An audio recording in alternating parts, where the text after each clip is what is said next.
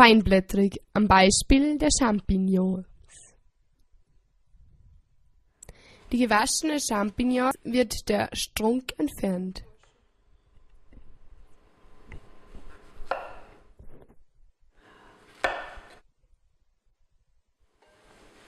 Dann werden feine Blätter heruntergeschnitten.